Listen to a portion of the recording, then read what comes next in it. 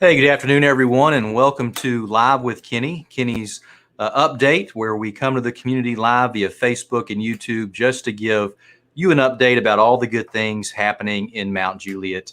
And here we go. Let's bring in Kenny Martin. Kenny, how's it going? I'm doing fine there, Captain. I don't know if you realized or not, but I've got the same shirt and tie and jacket on that I have in the introduction. I just noticed that. What's the chances of that? Hey, that's pretty good. Yeah, We're getting it on there. Let's see what we got.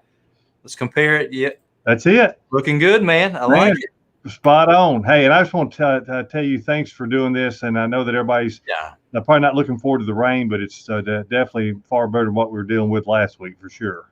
Right, for sure. But to talk about last week, we have our police chief, James Hambrick, fire chief, Jamie Luffman, and our public works director, Andy Barlow, joining us in this live, simply just to have a chat about what the different departments dealt with, maybe some challenges they had, but also they have great appreciation for everyone in the city who worked so hard, and those in the community who helped us, during those moments that we needed help. So let's bring in that crew here. And how's it going, everyone? Hello. Going great. Good deal. Jamie, are you out fighting fire right now, or are you just hanging out in the fire truck? No. We just got from the mechanics that we work with, EVS and G&W. They just finished up the PM on engine 104, and I've got folks in class, so I threw myself in the mix and came over to Dickerson Road, picked her up, and it got to be time for the meeting. So I pulled off over here at Two Rivers, and if I don't get arrested by a parking cop, we should be in good shape. All right. Awesome. Good deal. Got Andy Barlow with Public Works down in the corner as well. Andy, your day going well? Going great. Thank you for having me on. Awesome. Chief, how are you doing? Hey, doing great, brother. All good. Good deal. So I guess let's start, Andy, with you. When Public Works hears about a winter storm coming, dropping some ice and some freezing rain and snow, that becomes a challenge for you folks. So I guess, what's it like for your crews on the anticipation of winter weather? And then just give us some insight about all they went through throughout last week's winter storm. Yeah, certainly. And each storm is different. We encounter so many different things here in the mid-state. Oftentimes we'll have situations where we might have rain and it can turn to snow. Sometimes we might have ice only. You could have, all kinds of different mixtures. I think the challenge of this one, we knew it was going to be an issue. We didn't know exactly what precipitation we were going to have. We were told to expect every form of precipitation. Mm-hmm. And so we had all of our guys, we knew it was going to be all hands on deck. Specifically, the section of our department that handles this is the streets department. And we knew we were going to need everybody there. We had all of our salt ready to go. We have also brine, which is a liquid that we put on the roads to treat. You can pre-treat with that. We didn't know. We thought we would be running into rain on the beginning of it. Rain at the start of these is never a good thing because you cannot pre-treat if it's going to rain. And we were expecting rain on this one. And then we knew we were going to get a 1-2 punch. And as it was a 1-2. And then we sort of had a little bit of a third one. Right. So last week, it was a lot of hours worked for our guys. I did the numbers, and it was well over 800 hours for our core group of streets crews, which is 12 guys.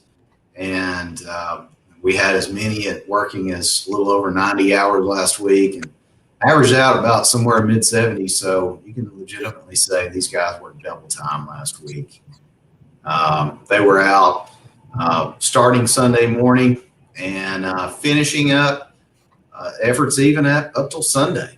So while it was warm, we still had a lot of slush on the roads that they were trying to get rid of. So it was quite a very unique situation, a unique storm. I know from living in Nashville for about the last 16, 17 years, this is the biggest snow that I recall. I do remember some growing up in Cookeville. We had some doozies back growing up there, but this was a big one. We were going to need snow plows. We have 3 plow trucks. And And so we had all three out pretty much from Sunday up till Sunday. So literally 8 days there, they were all out on the roads. So a lot of time, a lot of effort. I'm extremely proud of our guys. They did a fantastic job. Very proud of them. And, with the equipment that we have, I think obviously there's lessons learned as far as we don't use plows every year, but maybe how can we take some of the equipment we have and modify that in an efficient way where we can utilize more equipment on the streets potentially? I think that's a good question. We're looking at some other things. We'll be looking at budget time specific to brine and maybe even making our own brine potentially. So exciting things that we're looking at. This is after conversations with TDOT and our staff. We met with our staff after lessons learned, and looking forward to the next one when it comes. I know our guys love the challenge, and I'm really proud of them. They're Clydesdales. They do awesome on it, and couldn't say anything more about just how proud I am of them. Yeah, that's great, man. I was out in it. I saw them all over the place. Our officers were out there helping them when they needed help. But it's like I kept seeing the same guys, and there was just a crew out there working. And I even heard, since they didn't want to drive home, they were taking naps and sleeping back at the office just to try to maximize their time they could be out there serving rather than taking the time to drive home and drive back and sleep at their house. So they made a lot of sacrifices, it sounds like. They did. These guys, I know at least 2 nights they spent away from their homes, away from their families. They made makeshift cots in our shop that we have, and it was pretty funny to hear the stories after that of everybody trying to get some sleep. But they did it, and they did well, and I couldn't say anything better about how they did it. I'm just really proud of them. Good deal. And Chief Luffman, how did your crews hold up during the snow? What type of challenges did y'all run into? Well, first, I like to tell Andy, next time, tell the boys come next door. We'll show them how to sleep. Show them how to sleep. we might even have an extra couch or cot that they can borrow. Hey, let's build you a new fire station, and then we'll have some more beds for us. That's true. There you go. There we go. No, we did find, of course, these big trucks, they go pretty well in the slick, in the snow. Nothing short of a tank goes well on the ice. And so we did face some challenges there. On one medical call at Stonegate Trailer Park, we did 2 ambulances got stuck on the same call, but we were able to get those out. Again, it was a tribute to Andy's people. They were there with a salt truck. They were able to pull 1 ambulance out. ITR, got a hats off to them. They were Johnny on the spot. Just happened to be there at the right time. Deputy Chief Edwards brought them down. They pulled the other ambulance out, and we got the patient care never ceased. The patient's condition did not deteriorate because of that, and so that's an attribute to the crews and to the men and women of the fire department. We did get an engine stuck, and again, Andy's bunch was right there with on their way with salt, and having with City Hall being closed for safety reasons for the rest of the staff, the deputy chief and I had it pretty much to ourselves, and it was just good to work with Marty Potts, the city liaison. It was good to work with Brandon, with Brent, in keeping the area safe and keeping City Hall secured. We were able to, once the precipitation stopped and the sun did come out, a lot of the ice that was on top of the tin roof started to let loose and drop down in the parking lot. And we were able to get that barricaded and get Richard came out with a truck full of cones, and we were just able to keep on keeping on during this time. It was a challenge. It definitely, we weren't able to hit the same response times that we're used to, but the safety and durability of these trucks, the training of the crew, it really came together. We had no incidents or accidents during this time, and we were able to make and match every call for service. It's good stuff. Good stuff. Glad everyone made it. I know I saw a video where one of the, I guess a citizen posted of the truck stuck. It was trying to go up a hill, and it got stuck. But that's where our great public works crews and the different tow companies come out like ITR and just do what they can to help us. It's not every day we experience stuff like this. Yeah, it was the camera off of a doorbell. It was 59 minutes and 60. And yes, I watched every minute of it. I was there. I was there. We learned how to dig out a $750,000 fire truck on a slant that was no steeper than that right there. Yeah, it was pretty scary, but at least we didn't have anything, slide off the road and crash or anything like that. It seems like when the fire trucks and different vehicles got stuck, they held their patience and got it removed the proper way rather than try to get it out the wrong way. Good deal. Chief Hambrick, what about from your standpoint? Oh, man, first, man, that's just so many things that we can say during this time. And first, not just because he's on this call, but to our city manager, looking at the safety of our employees and making some decisions regarding them. I give our hats off to him.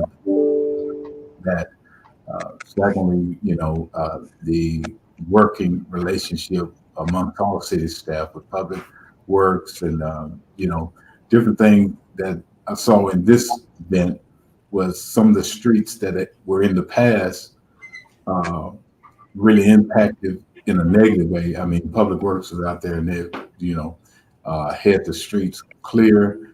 Man, and it was just great. We had staff, our police officers go back to our city manager and our elected officials when we transitioned from even the type vehicles we use and going to the vehicles that we use now, man, are better suited for this type of weather conditions. And other than, the car getting that wasn't the officer's fault, but the citizen plowing into the officer's car, the ability of the officers to navigate and, man, people helping people during this time. We had staff that were going to pick up other staff members, bringing them in because they were essential workers, making sure that they got here safe and sound.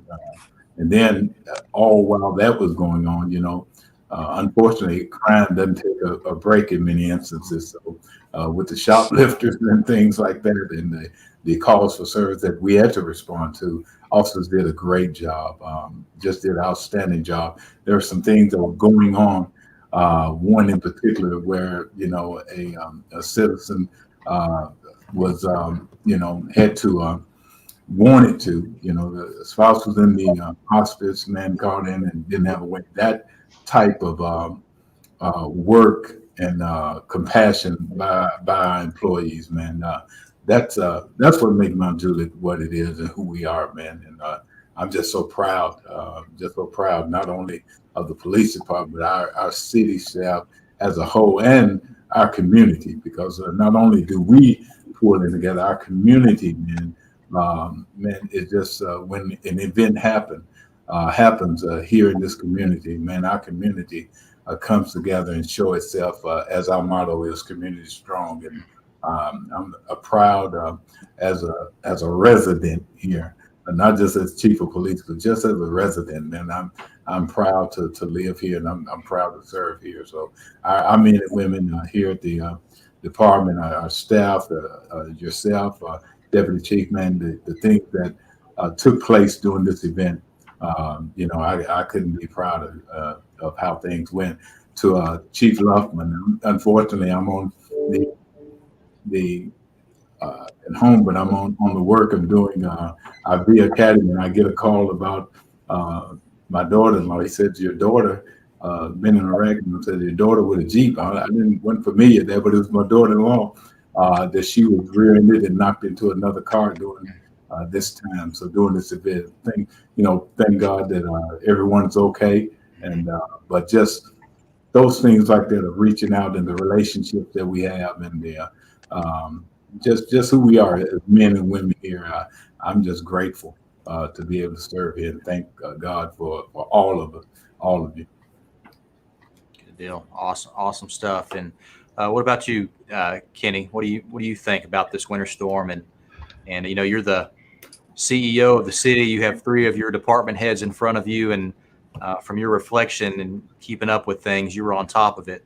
But I know you're probably proud of all the hard work that everyone put in. Yeah, and the sad thing is you don't always get to tell all these folks, because a lot of the folks that are out there in the field, they don't have that day-to-day interaction with department heads and leadership and elected body. But I can tell you this without a doubt, we couldn't be prouder. I know sometimes from the outside looking, you don't see it, but if it wasn't for the citizen support, because that's where the funding comes from, of course, our elected body support, 3 plow trucks doesn't sound like a lot, but it is actually a lot. I don't know how many the county has, but I want to say 4. When you've got a 3 in a city the size of about Juliet, it's never enough when you get a big winter storm event like that, but the way that our community's wired and this part of the country, we don't get a lot of snow. So you don't want to have 15, 20 trucks sit somewhere. But the blessing is, I think they did an absolutely wonderful job. It was 3 back-to-back weather events on top of everything that we've dealt with the last literally 12 months now. We're coming up on the anniversary next week. And you think about all that this staff has been through and this community has been through. That's what makes it so good, is the collaborative effort between the citizens and the things that I see in my 31 years with the city. And Captain, I'd be remiss if I didn't say this.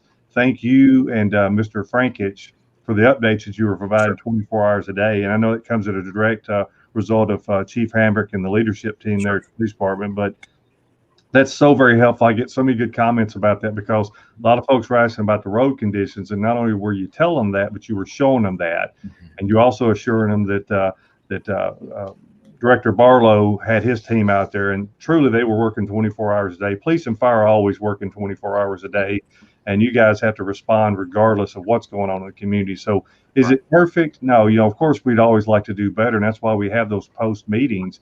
But I tell you, I could not be prouder, because the tools that this elected body has supplied us with, which just comes from the citizens, makes all these things possible. And I see little things all the time, as Chief said, as a citizen and a human being. It's not just about being a city manager. Truly, what I see day in and day out here is, of course, we're human beings, so we're imperfect and flawed. But the goal, as a united goal of this city, is to always do the right thing of the citizens. And sometimes even when what you're telling them isn't what they want to hear, I think they know that at least they got responded to, and that we're doing the best that we can, and always striving to do better. So everybody that's on here, the department heads, I hope that your employees and your staffs understand just how much they're appreciated, not only by me and our elected body, but by all the citizens that we talk to out there. And I know you don't always get the praise and accolades that you want to hear through social media and other things, and that's okay. But we know there's a lot of folks out there that greatly appreciate us. And of course, we take great pride in being able to provide a good service to our citizens. So I'm most proud, without getting too wordy. You know how I feel about you gentlemen, and I know the character of your integrity and your morals and your beliefs and your work ethic. And I think every bit of that comes from the top of our elected body and what our citizens demand, and that's what we're going to continue to do. So I sit at home like everybody else did, working from home, because it didn't make any sense to come up here. And as Chief Luffman had said, had folks tried to come into City Hall, not only would they be risking their life driving these roads, which you'd feel terrible about if somebody got hurt, but even encouraging folks to come to our city facilities. I know our police department had some damage. There was so much snow and ice on the roof that it fell off and took the gutters with it. And if you get hit by those large sections of ice, that could be some serious injuries and even death. And we had the same thing here at City Hall. So everybody's to be thanked. Awesome. I appreciate that.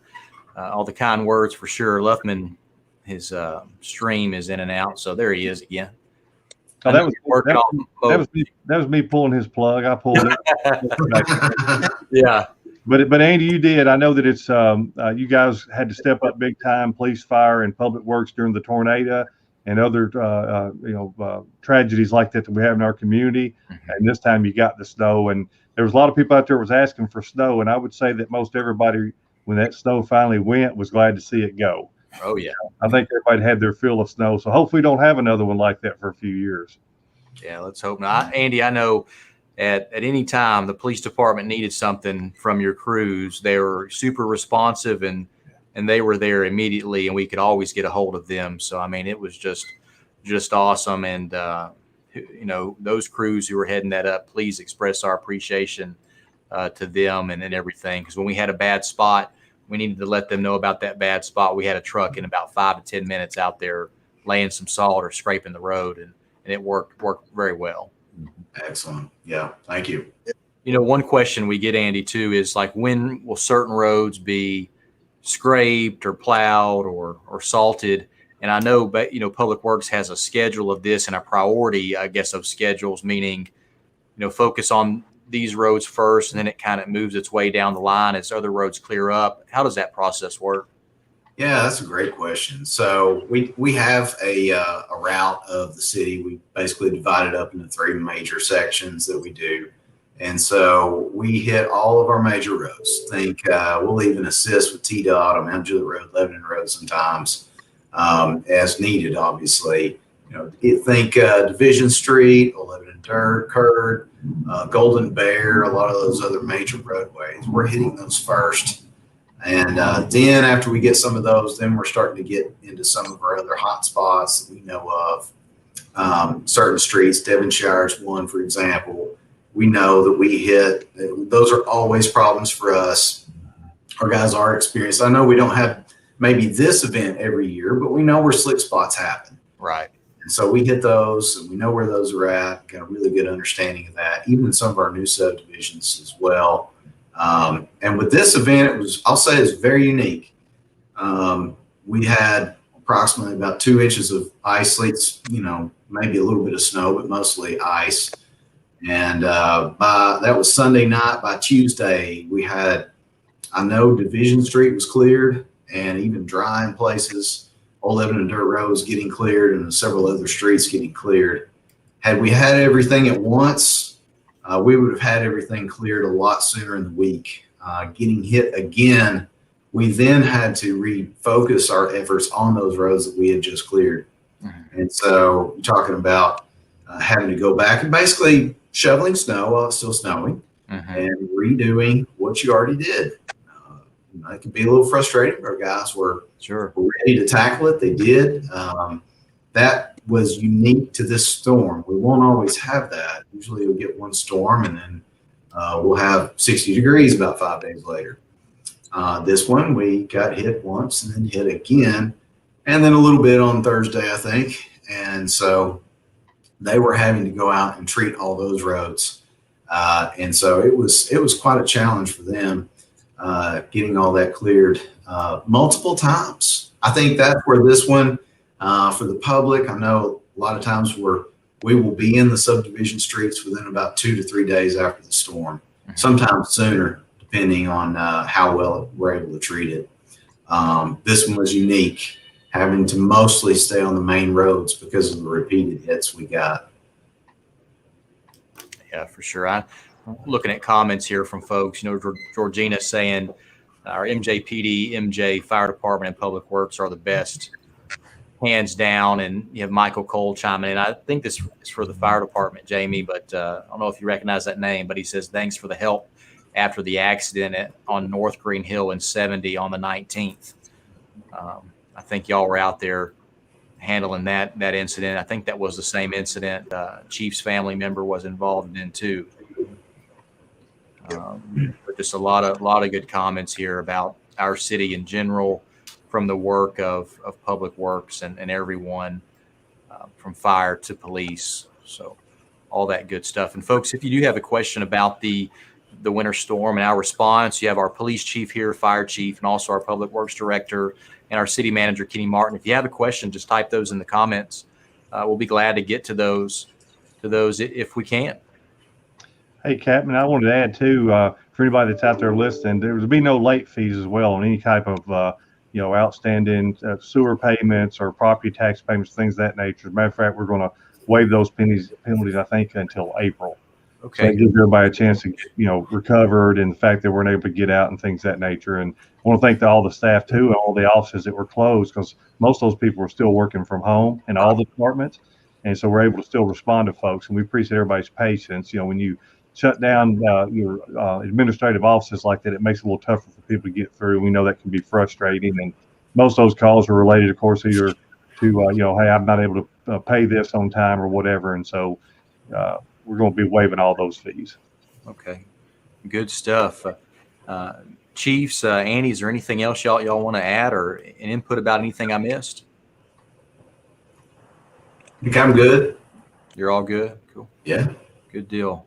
Chief Hambrick, how are you? You all good? Anything we missed? Good, man. Just again, so appreciative of everything. As pretty much said, what you and Rich and just encourage the people that are not connected with us because when we had Nixle, there's still people that haven't transitioned to our new system. So make a plug of how they can get on that would be helpful too, because I'm still dealing with people and trying to show people how to access Atlas One now, since they're wondering where Nixle been. They haven't got alerts lately, so have to tell them about Atlas One. I know you've been doing that, but sure before them as well. Yeah, Atlas One. Here's a plug for it, folks. Atlas One is the city's alert service. It's an app you download on your iPhone or Android device, and it allows us to push information to you. So you get information related to crime incidents that are occurring, bad traffic crashes. If there is blasting in your area for construction, that information goes over Atlas One. We can do mapping on it. We can show you the exact location, show you the exact area of a roadway that may be closed. So it's super, super helpful. And we just encourage everyone that if you are on Nixle, get connected on Atlas One, because that's a great way to stay truly connected through emergency alerts with your city. And we use it quite often, and they continue to make improvements every day. It's just this coming Monday, I have another conference call with our vendor on more improvements they have made to the app. So at first it was a little rocky because they just launched it, and we gave them that opportunity to give it a chance, but they continue to improve it. So that's always good, as long as they're improving and working on it to ensure it's a perfect app for our community. We just hope folks trust it, download it, and get those alerts. Hey, Tyler. Yeah. Just like to say that throughout this whole period, and before and even after since, folks will come up to me and will say, "Thank you for your service." And I turn right around and thank them for their service. And they're asking, "Well, what do you think I do?" I said, you're making it work. You're keeping it real. Mm-hmm. You're persevering.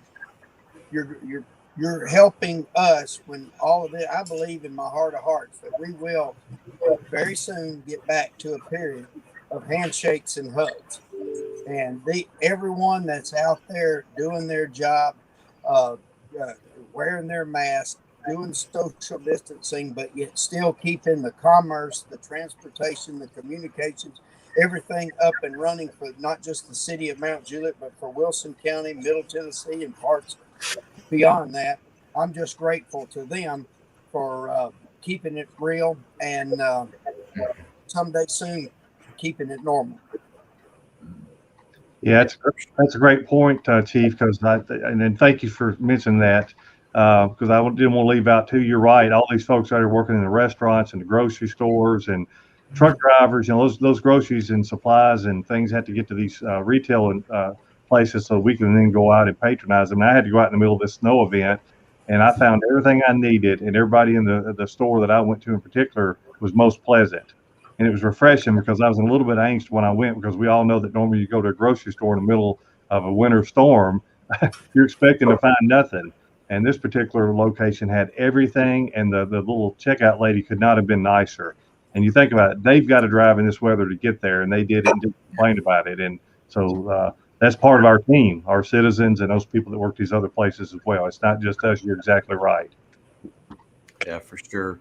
And Andy, I know you chimed in. You'll have a new capital improvements project dashboard here. You want to talk about that for a little bit? Yeah, certainly. Love to. This is one of the things that, several staff members have been putting some time in for us.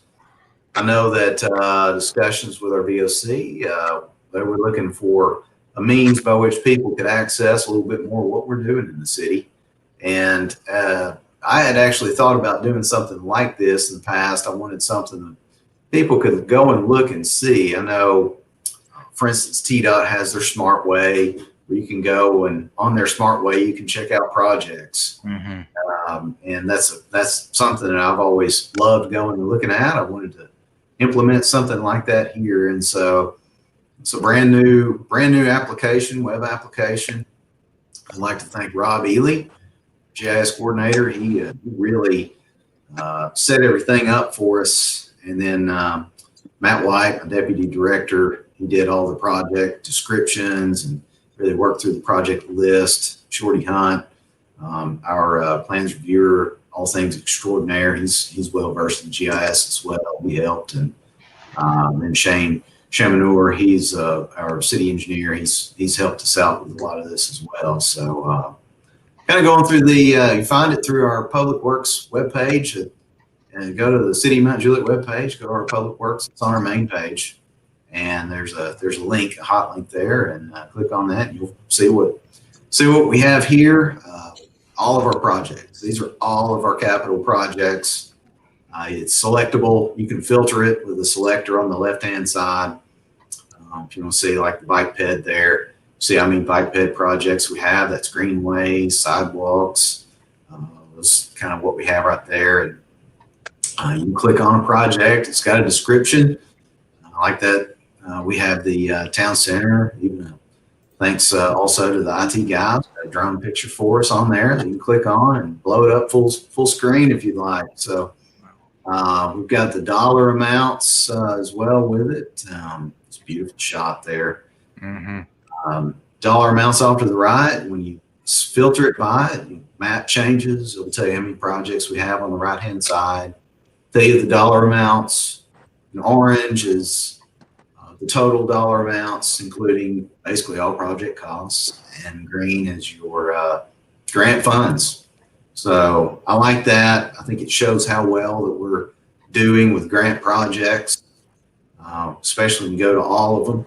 Now, you take into account sewer doesn't have any grant funds on it. So when you think about that, and you think all of our sewer projects that we have, and then you see how close our grant total is to our total. And really, it's so amazing. You've got a few large projects on here. TDOT they're helping us out with. But encourage the public, go on there, find a project. These are updated as we get new information on the projects. A lot of these are in design, and those that are in design might not get as updates as fast as maybe ones that are in construction, but we will be putting resurfacing projects on here as well when we get to the spring paving season. So look for that. We'll add that to it as well. And so we've even got for Chief Luffman there. Got your fire. So beautiful building there that should be coming up for construction. I'm sure he can give a little bit more information on that. We even got the police project on there, police expansion, headquarters. Reconstruction, really, I think, real also. Right. Getting a lot of that information on there as we get updates. That's good stuff. That's a great portal for any citizen to go to and see about what's happening. And what amazes me is this number of our total project investment is $228.3 million. But then you look at the grant funding and it's $182.7 million. So it looks like almost over 75% of the cost are grants for all of this infrastructure, and that's pretty amazing. That's saving the city and our taxpayers so much money when we seek out these grants to help with the funding of our projects for infrastructure. So very, very cool site and awesome. I'm glad it's there. I didn't realize it was that in depth, and it's pretty darn neat. Yeah, and I'll take words right out of Kenny's mouth. We are a blessed city, and we truly are. I've worked with a lot of cities all over the state, and we are very fortunate. We have the ability, we have the will of our board of commissioners who support us. on these projects, and if we have to spend city money on these, there's no hesitation to meet the needs and leveraging those grant funds. And so, thanks to our elected body, elected officials, even at state level, a lot of those are Improve Act projects. So thank Susan Lynn. I know she was instrumental in those as well. So this is all great stuff. Yeah, very cool. And Jamie, about your fire station I have pulled up, when do y'all think this would be completed, or have y'all selected a builder yet? No, the bids for that go out the third week of March. We're finishing up value engineering, and the construction document. Everything is completing up the first part of March. We're going to start the third week of March receiving bids from general contractors. Use the entire month of April to vet those. Should have one by the end of April and begin construction the 1st of May. I've been given a delivery date or a construction period of 6 to 8 months, which will put this in and about Christmas. Nice little Christmas present for the city if we get good weather through the spring, summer, and fall months.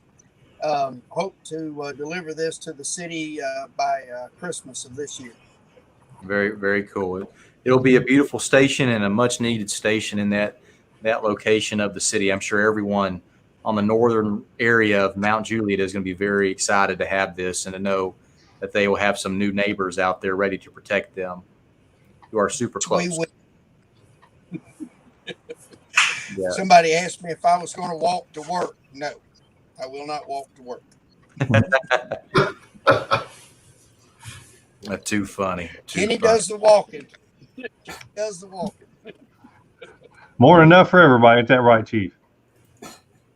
That's just right. But I'm grateful to the Board of Commissioners. I'm grateful to the city administrators, the department heads. Again, Andy and Shane have been instrumental in helping me to understand the process from an engineering angle. And Dana Hire, our finance director, has been instrumental in keeping the dollars and dimes lined up just right. I'm hoping and praying that it is a building that the city can be proud of for many, many years to come. A lot of work has gone into this. And again, I thank the elected officials, the city administrators, and all the help that I've received from the other department heads.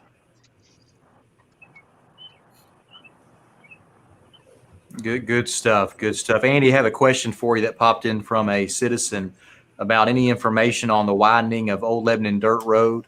I wonder, is something like that on this portal yet? Or here it is. It is actually on the portal. So click on the portal and there you go. Yeah, we do. We've got that should be listed in there with a lot of the information, estimated project costs, length of it. And we are, as some may know, along the corridor, we've had a contract approved Monday night, Board of Commissioners. That's to move along with beginning the right-of-way talks on that. So for anybody out there listening along the corridor, I've lived along the corridor, not directly on it, but along the corridor my entire time here in the city of Mount Juliet. So it's near and dear to me. From a safety standpoint, it's a desperate need. So if there's any impacts for anybody out there, we're going to be working through that. There's an evaluation process and then beginning discussions with homeowners and landowners out there. So it's not something that's going to be a fast process. We want to make sure everybody's got their input on the project and trying to meet the needs of the community at large and also the people we know that will be impacted from construction. So I anticipate, just general idea of anticipating we're going to have a couple of years here of going through property acquisitions. There we go. And easy for you. yeah, exactly. And and then moving utilities, and then we'll have to get to the road work. So I'd ask the public's patience on that project, especially as we see barrels going up. A lot of times there's challenges. Barrels to me are exciting. To me, it's a signal of progress and moving forward and improvements. It's not always easy, however. There are challenges with it, but we're here and we're ready to rock and roll with it. Awesome. But so that, that's a simple way where we had a question here about a project, but you can also go to this website through Public Works where you can see all the projects that are out there. Click on them and then see exactly what phase it's in. How much is it going to cost? How much is complete? So again, super helpful portal. Very cool. Very, very cool. One thing we need to talk about that I need to make sure I mention is coming up this Tuesday is we are going to take time in our community to honor and remember the events that took place on March 3rd with the tornado that tore through our community.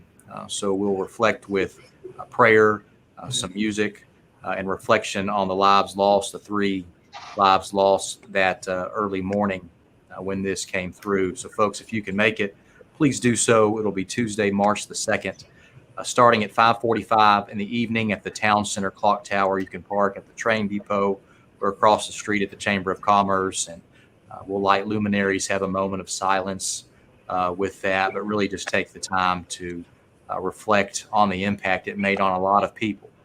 That tornado tore through the heart of our community, and we just want to take that moment to reflect on what occurred. Kenny, do you have anything to add on this event?